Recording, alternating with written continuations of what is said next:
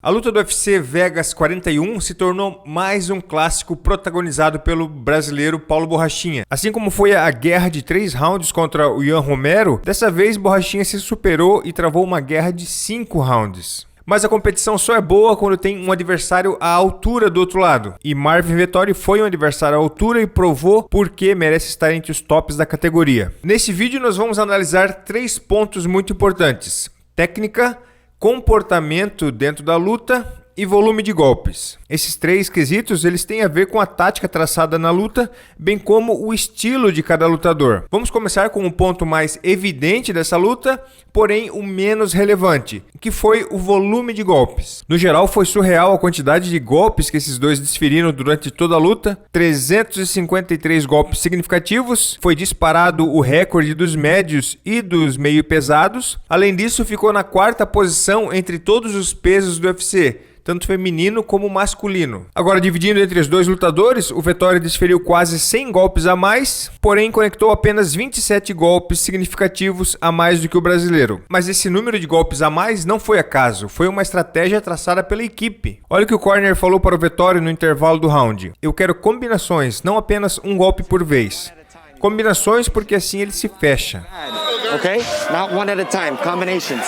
Claro, certíssima ideia do treinador, porque trocar golpe por golpe com Borrachinha não tem condições. A única maneira de conseguir uma vantagem é combinando golpes para vencer no ritmo e no volume. Porém, volume de golpes é inversamente proporcional à potência. Quanto mais golpes, menos potência você vai conseguir gerar em cada golpe. Por isso que a galera começou a falar nos comentários que o Vettori estava com mão de alface. Pode até ser, mas não esqueça daquele ditado, que água mole em pedra dura, tanto bate até que fura. Só que além disso, a estratégia do italiano foi além de simplesmente colocar mais golpes do que o oponente. O Vettori conseguiu executar uma coisa muito importante. Na maioria das situações, ele começa primeiro e termina por último. Ué, como assim? Veja, são os momentos que o Vettori inicia o ataque, então o Borrachinha responde, e aí o Vettori sai desse golpe ou até mesmo toma o golpe, mas ele volta colocando uma combinação final. Ou seja, o lance começa com o Vettori atacando e termina com o Vettori atacando. Isso para os juízes é extremamente importante, é o domínio do espaço ali, é o domínio das ações, das atitudes durante a luta. O ponto número 2 é a técnica. Esse é um quesito que é muito importante em todas as lutas, claro, mas nessa luta as forças meio que se anularam, porque os dois, além de muito coração, eles mostraram momentos de muita técnica. E essa técnica a gente já consegue ver logo no começo da luta com essa briga clássica de base entre um destro e um canhoto. Como eles estão em bases opostas, o melhor posicionamento para atacar é pisar por fora do pé da frente. O Vettori busca fazer isso desde o começo da luta,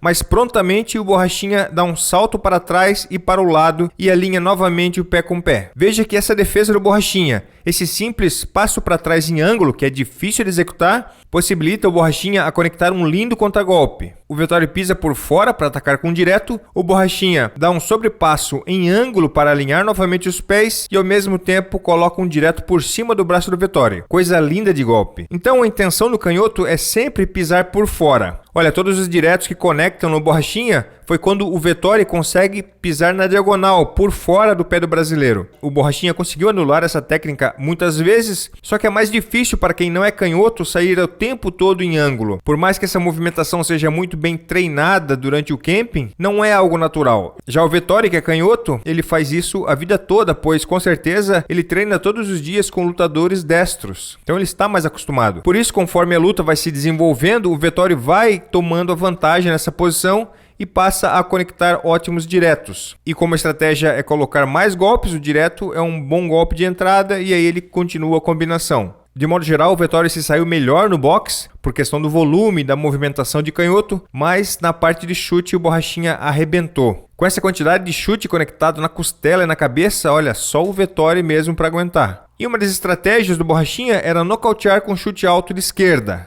Ninguém viu isso. Mas nós vimos, na verdade, a tentativa final. Não vimos o processo, como é que ele chegou até essa tentativa. E o processo é esse aqui, ó, chute médio, frontal na barriga, direto na barriga. Foram muitos golpes nessa altura para acostumar o Vettori a defender essa região e, consequentemente, baixar a sua guarda. Final do primeiro round, quando o treinador do Borrachinha avisa 1 minuto... Para investir.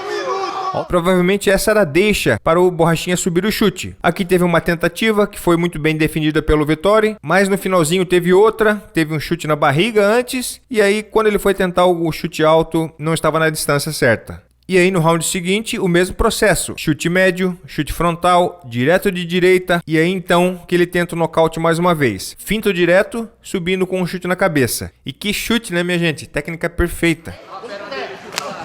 Chutaço! Então os dois trouxeram inteligência para essa luta. Beleza, mas até aqui a vitória não está garantida para nenhum lado. Até porque a técnica estava legal para os dois lados e 190 golpes fracos não são motivos para vencer 160 marretadas. Então o terceiro ponto para mim foi o mais importante, o decisivo nessa luta. E foi a postura, o comportamento, a atitude dos dois lutadores frente ao perigo. O que impressionou no Vettori foi a sua coragem de trocar golpes com Borrachinha na média distância. Até hoje ninguém havia feito isso, nem o próprio Adesanya, que venceu o Borrachinha com outras habilidades como finta, movimentação, precisão nos golpes, mas aceitar a luta na média distância, indo para cima, caçando, fazendo o brasileiro recuar e se fechar, ninguém havia feito. Então deixa eu mostrar alguns momentos da luta que exemplificam essa diferença de postura. Olha essa combinação, não é uma combinação das mais potentes, mas perceba a postura, olha a fisionomia do italiano, tranquilo, consciente, confiante e indo para frente. Até no momento mais perigoso para ele na luta, o Vettori continua atacando com consciência, saindo dos golpes e batendo, mesmo que seja golpes mais fracos, meio que para ganhar tempo e não deixar o Borrachinha farejar o sangue. Mas de qualquer maneira, esse foi o diferencial da luta. Vettori não parou para se fechar na guarda em nenhum momento, por outro lado, ele conseguiu colocar o Borrachinha nessa posição muitas vezes durante a luta. A galera também falou que o Vettori perdeu uns 4 anos de vida nessa luta. Pode até ser, mas ele ganhou 3.000 pontos de experiência muito rápido. Sabe quando você passa aquela fase no ultra hard e do nível 5 vai até o nível 30, assim, de uma vez só?